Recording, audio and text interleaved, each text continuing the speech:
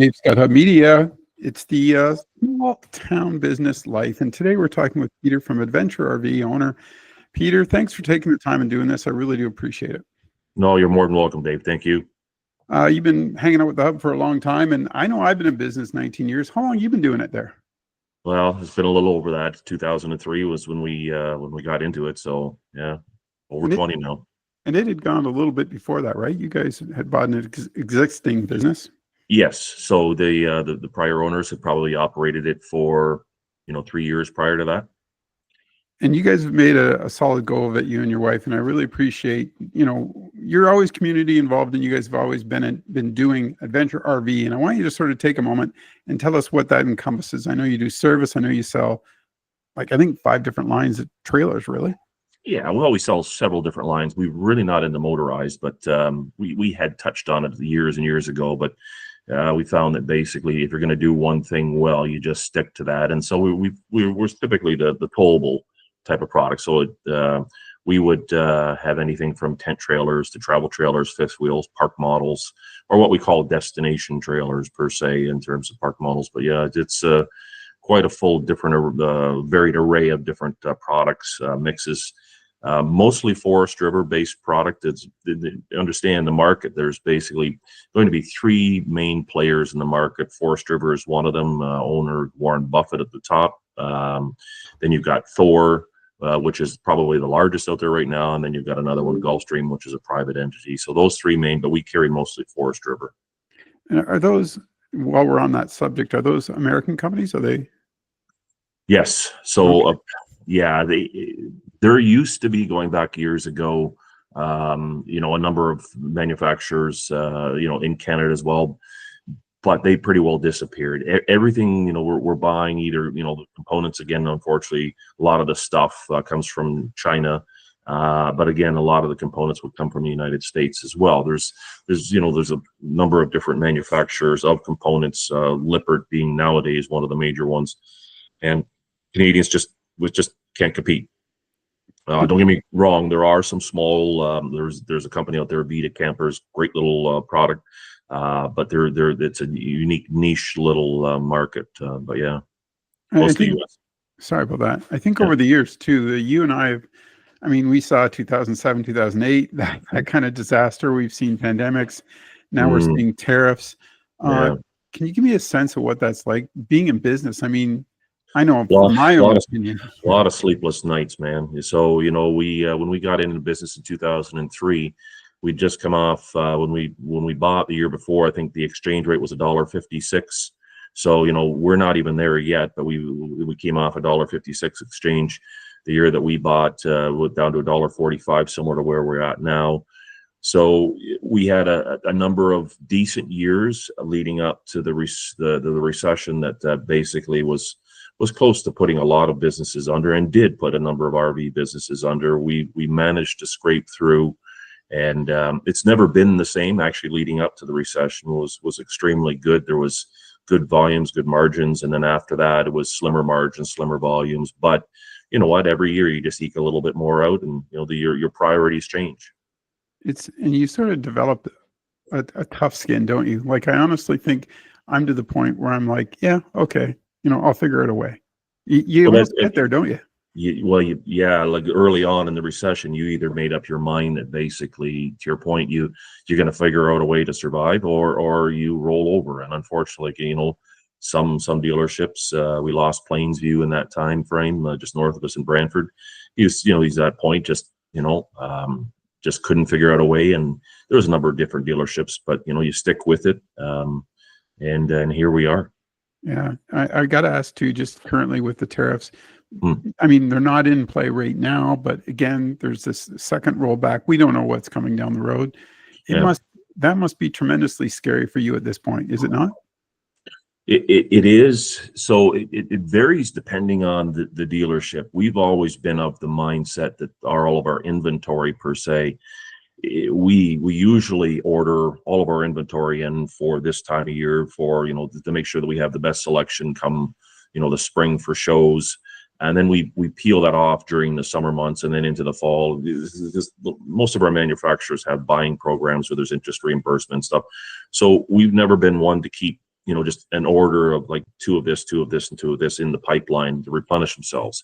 So we're in a good spot now. Like, we don't have the level of inventory that I have kept in the past because of this uncertainty, but we still have a good selection. So and we've got a good selection of used, so we can peel through the summer. My concern is going past that, is what's going to happen if he finally stops bouncing back and forth, that being Trump, that and it solidifies and puts tariffs in place, and we reciprocate, then we're going to be stuck for next year. That's the more of the concern for me.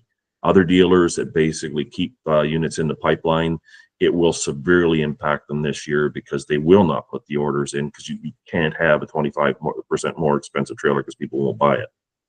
Do you think there'll be a lot of pressure because, like you said, a lot of the manufacturers you work with are in the U.S. Do you think they'll be putting pressure on the U.S. government to Oh, they are. Like, we just finished up the London show in February, and one of our reps, there's huge lobby groups. The Canadian market is billions worth of RVs, and for the tariffs to remove that from the U.S. Manufacturers, it's huge. So there are the lobby groups from Elkhart, from the RV world, are I'm sure banging on their doors every day. I remember talking to you and Ralphie, I think we were probably just into the first 6 months of the pandemic. Mm-hmm. And you were selling like a lot. Can you talk a little bit about that experience? Well, again, so the pandemic was similar to what we're experiencing now. When it first knocked on our door, we were uncertain. So everybody sat there. We couldn't open our doors. We shouldn't say we couldn't. We a lot of businesses were forced to keep their doors locked because we couldn't have traffic. We did supply local farmers with trailers for for housing, so we were able to do that. And then there was nurses and essential staff that we were still able to stay open for that. But was that a normal business? No. So that first few months you were uncertain. So when they finally allowed trailer parks to open per se, and businesses like ours to kind of, and then people came in droves. So to your point, probably for about a year and a half, you had to beat people off, because we're sitting at home, like we're buying everything on Amazon, but other than that, we're building a deck, we're putting in a pool, we're buying an RV, we're traveling. So it did. So it was an interesting time to go from like the recession days to a year and a half of just you couldn't sell enough. Isn't it amazing when you look at your business life, in the last 20 years? Like, yeah. I'm always just blown away by what you didn't see coming, how you adjusted and moved through it. And I don't think, if I was a young guy starting out or a young girl starting out today, I don't even know where I would start to offer advice. Is there anything you would offer up? Yeah. So to your point, it's hard.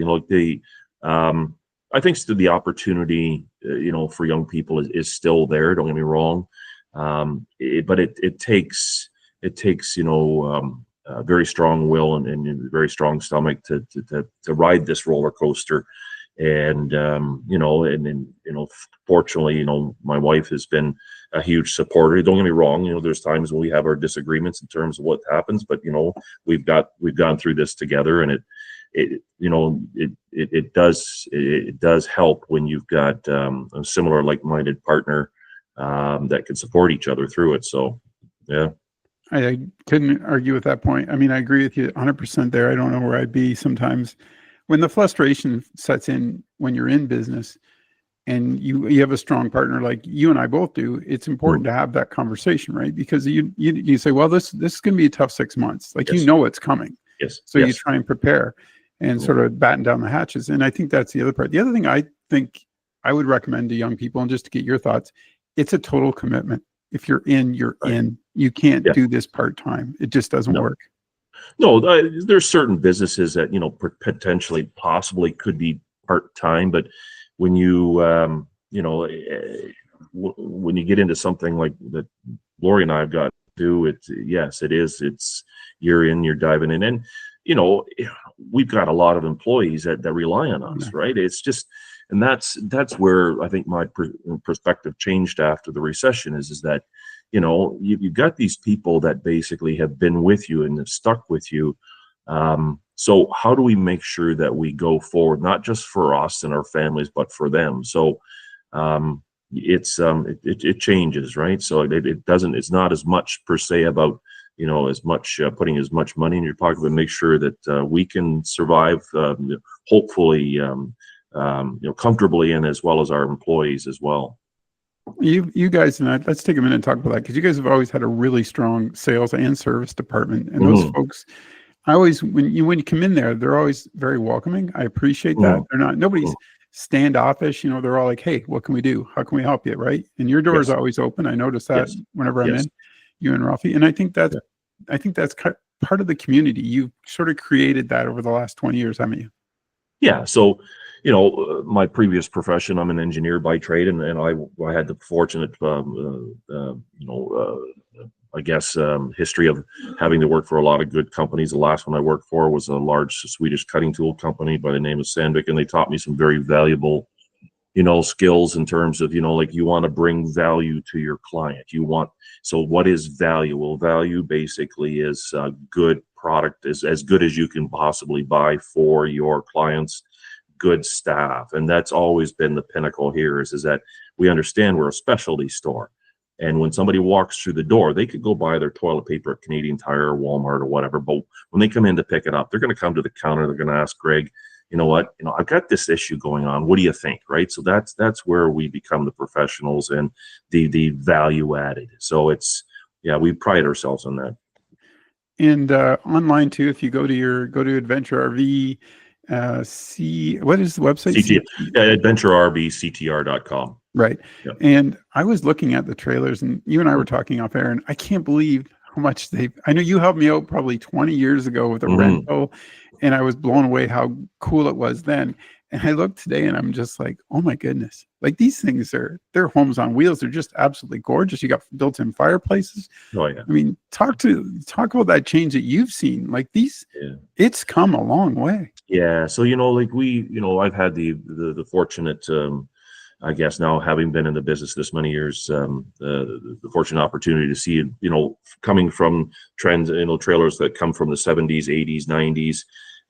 So when we bought into the business and to your point, where they are now, every year the manufacturers have, again, this competitiveness, like step up their game. So to your point, fireplaces are very common, the double door refrigerators, dual air conditioners and just more efficient air conditioners. And every year it steps up. So to your point, even an entry level trailer, it's got so much more, comfort and niceties to it that they have changed. I'd be honest with you, when I was looking at them, I was just like, wow. And obviously with that too, the price point changes dramatically too, but that's this day that we're living in, isn't it? It's just, I want to ask you one more thing about the return on investment in these things. Do you guys see, is there a good return if you keep it up? Obviously maintenance is important, but talk a bit about that. So maintenance is the key. I can sell you don't get me wrong, there are different brands as well that basically, are a little bit more respected, and like we like to think that we sell some of them, and would give you a better return, but it all comes down to how you keep it. I've seen people take a trailer, put it in the park for 2 years, it comes back in, has had no preventive maintenance, it's green from the mildew that's grown all over it, fabrics are threadbare, and so I can take that trailer and I can take a lesser entry level trailer and keep it pristine. And, so it does boil down to the client and the maintenance. And, a lot of people think they buy a brand new trailer and it's going, they don't have to do that kind of stuff because, it's got a 10-year warranty on the roof, right. And that doesn't equate to value. So that's the biggest impact there. And I noticed when someone purchases a trailer with you, you guys have a comprehensive program to sort of train them. Exactly, right? I'm anal in that. My wife would say I'm anal, period, but that's the engineer in me. So yes, years ago, when we first bought the business, going back, and I knew nothing. We camped and everything, but I knew nothing per se. You know, not as much as I would have liked to have known about trailers. So somebody would buy a trailer, we do our little bit of a spiel, and they'd go down the road, and then the phone calls that you would get would be, my water heater is not working, something's wrong, and this isn't right. And then I would be dealing with phone calls of upset clients, and I said there has to be a better way. So I developed a pretty comprehensive training program. So I probably do the majority of them, and I know that, and it's just kind of like hit the spiel button, right? And it's just consistent. We go through the electrical, the plumbing, the appliances, all the rest of the features. We go outside, do it all over again. There's a lot of information. But when you leave, I've had people that have had, 10 trailers, and you know what? I learned something today. So that means a lot. And the stuff, it's not just stuff that I'm imparting. It's not just my knowledge, but you know how many clients, Dave, over the years that have taught me stuff because they're little anecdotes. They've been somewhere that you know what, and I jotted in my notes and added to the training. So it's cool. Yeah. I think that's critical because I don't know the industry enough to know if everybody does that, but I know that you take it personal. And when you're spending that much money on a trailer, you want those folks to enjoy it maximum. You want to make sure their investment is sound. So helping them make that next step it's critical, right? Absolutely. No, it differentiates us with other between us and other businesses for sure. Yeah. Cool. It's a learning curve for me, so I want to talk a couple more questions. I know I got to let you get to work, but how do people get a hold of you guys? I mean, the website, is there? Yes. You guys are open. Give me some hours, some stuff like that. Yeah. So typically summer hours, basically 9 to 5, Monday to Friday, and Saturdays we are open 9 to 1. That's both sales, parts, and service. But yeah, so as far as the services that we do offer a full comprehensive service program, certified propane technicians on staff, including myself. We can handle like major repairs, complete roof replacements, all insurance works available. So we are good at all of that stuff. We do also obviously offer the sales of both new, used, and consignment. So let's say, Dave, you had a trailer, you don't need it anymore.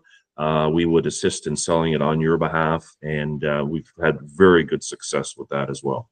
And I like you guys have an extensive used line as well that people can come in, and it's high end, it's high quality. You guys don't mess around. They all look great.